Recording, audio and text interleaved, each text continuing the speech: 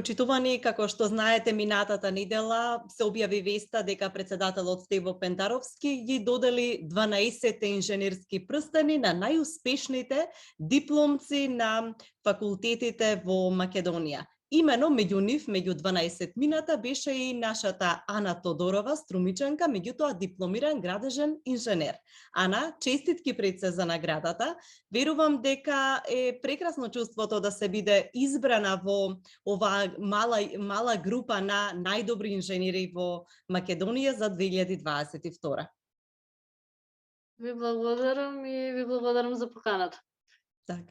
Какво е чувството? Како се чувствуваше кога предпоставувам дека од факултетот те известија дека ќе бидеш? Како ја доби всушност оваа информација? Вака сега откако еуфоријата е спласната и е поднамалена возбудата, ја сваќам всушност големината на ово признание, секако почеста која што ми е окажана, а уште поголема е врската со која што треба да се оправда.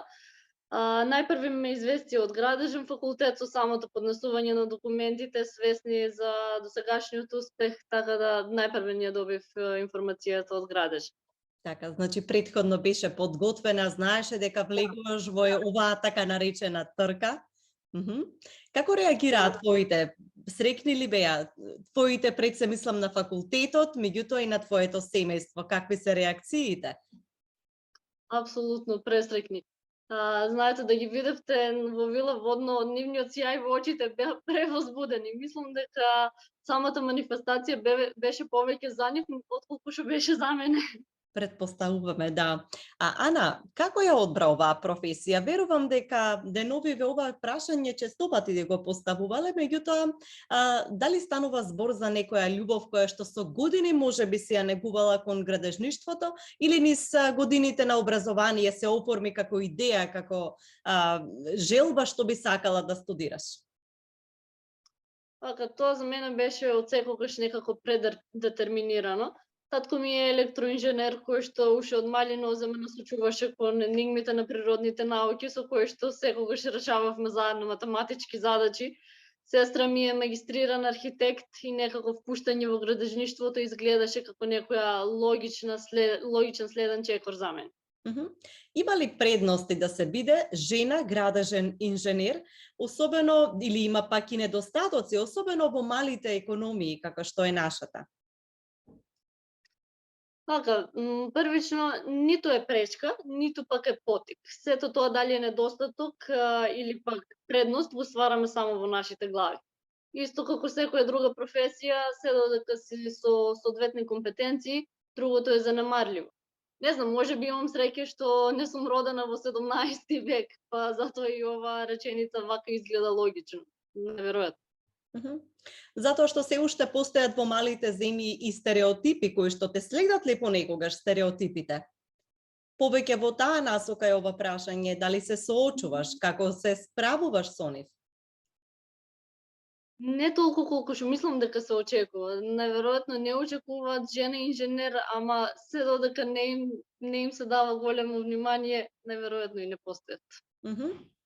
Дали може... Едноставно им треба лидер, кој што треба да ги води. Само таа позиција треба да биде исполнета. Така. Може ли како млад инженер да се гледаш, да ја градиш својата иднина овде, или пак потребни ти се нови предизвици, излегување од земјава и во смисла на надградување на образованието, но и за професионално надополнување? Нови предизвици се секогаш добродојдени. Но често што го добивам ово прашање во стил на скептицизам во однос на инженерството во Македонија. Тоа ми беше едно од најпоставуваните прашања и дали е можно да се просперира како инженер во Македонија. Апсолутно да, затоа што имаме уште многу градби за градење, многу хидроцентрали, многу патишта, многу технолошки напредоци кои што допрва треба да бидат извадени на виделина. И единствено што ме загрижува е тоа што толку често се поставува ова прашање во стил како ние самите да не си веруваме дека тоа е возможно од нас. Мгм.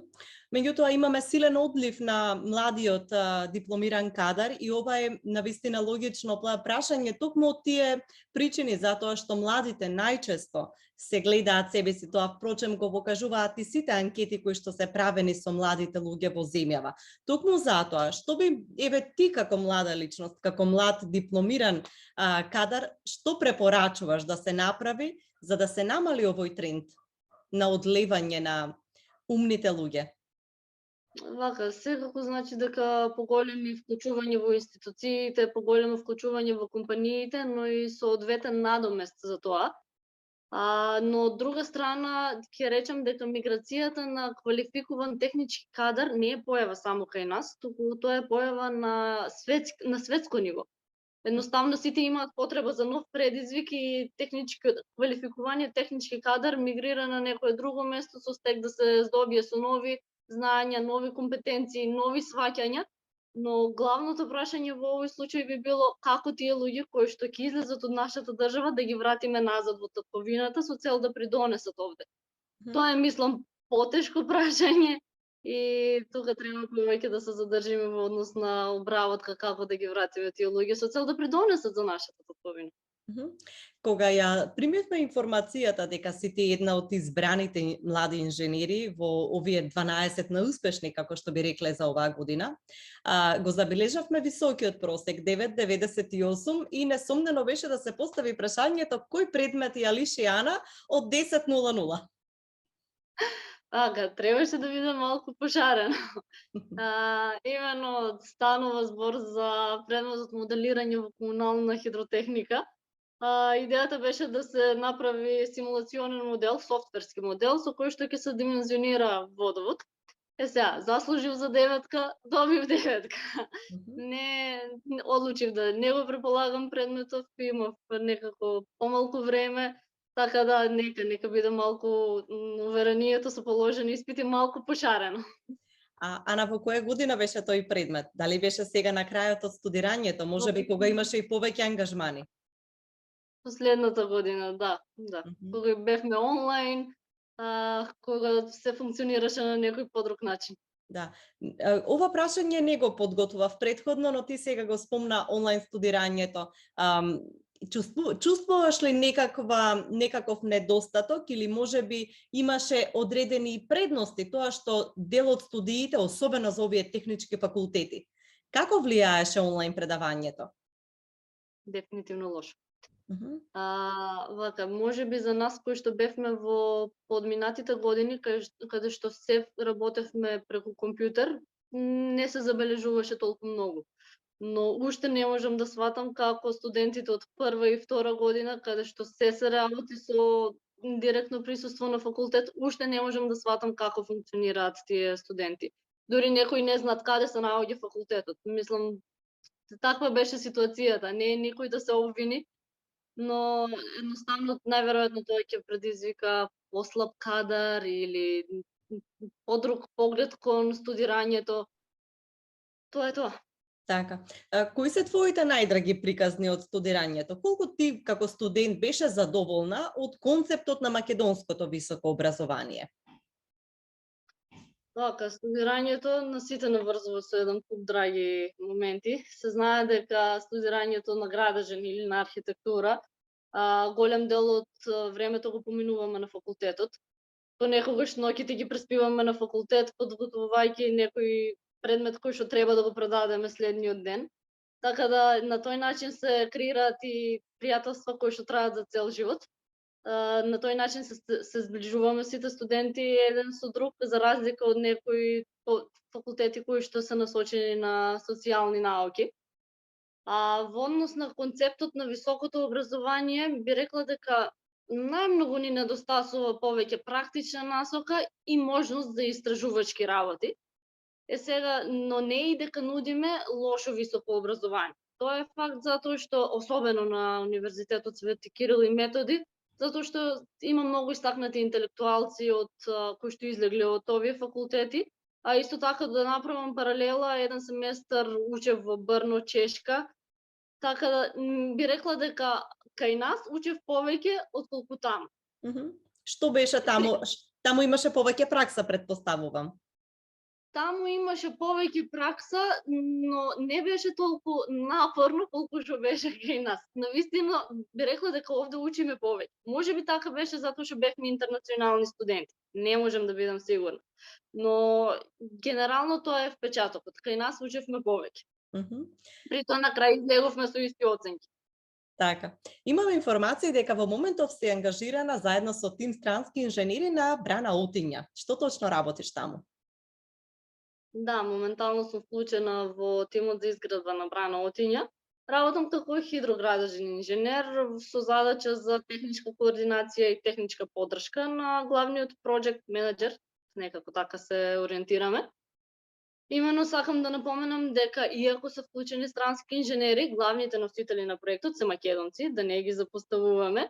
Најистакнатите инженери од Македонија во однос на градителството на брани, истакнати професори од факултет, исто така и надзори, сите се вклучени во изградбата на таа брана. Сите со долгогодишно искуство кои што биле вклучени во изградба на Света Петка, Слатина брана, така сите истакнати инженери.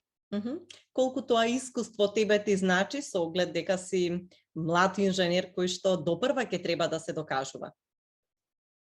Апсолутно многу. Со оглед на тоа што сите тие инженери некако несебично сакаат да го предадат своето искуство и своето знаење на нас во даден аспект дури и фасцинантно е колку во некој момент повеќе се трудат да ни објаснат што всушност се случува, отколку да се заангажираме за проектот, да видиме во даден момент што треба да правиме.